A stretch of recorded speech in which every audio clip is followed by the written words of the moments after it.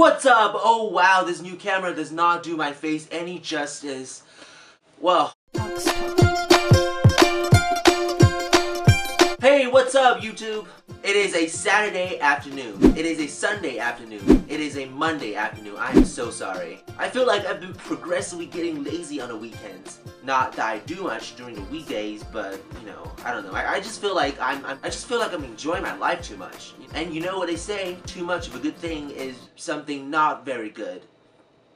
Speaking of something really good, have you seen the new Captain America? I don't know, I just needed a transition. That's what I don't usually speak to a camera because, you know, especially when my roommate is around.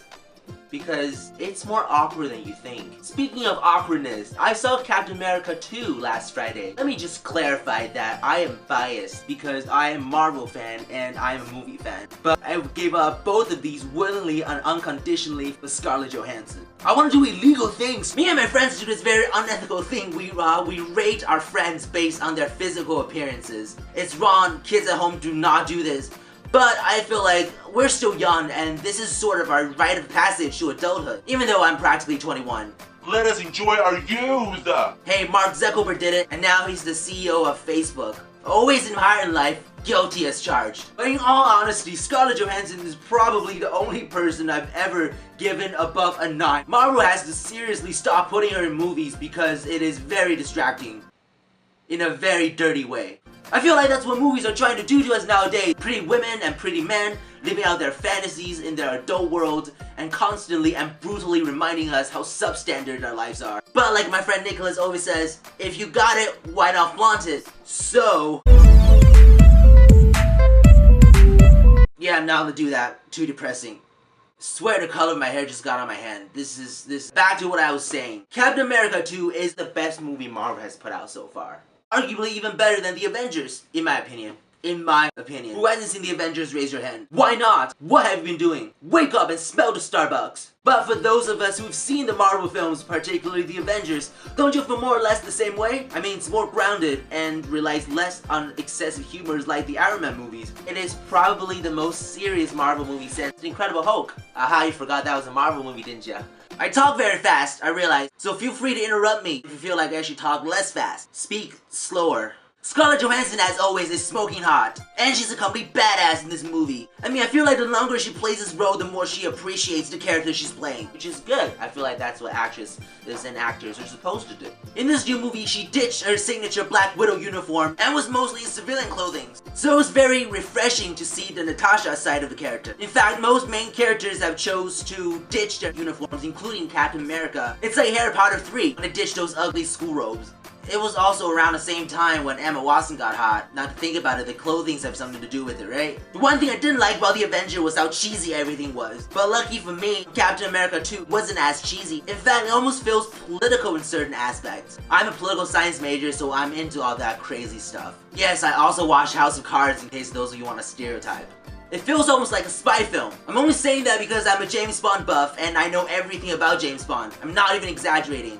And this is actually very lame. God, I'm so nerdy! I have all 23 films on DVD and some old ones on VHS. Back in the olden days, my parents were too cheap to pay for Time Warner's cable. Those VHS tapes were how I spent the summer of my teenage years. God.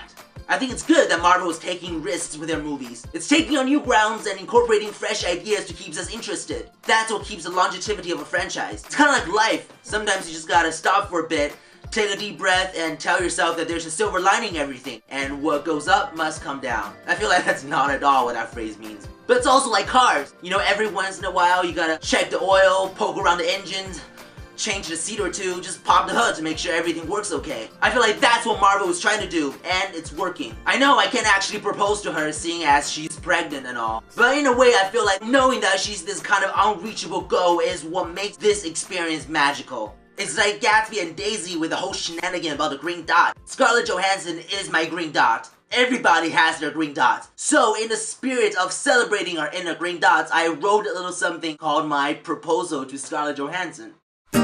Scarlett, oh Scarlett, beautiful blue eyes makes my heart tremor all the time.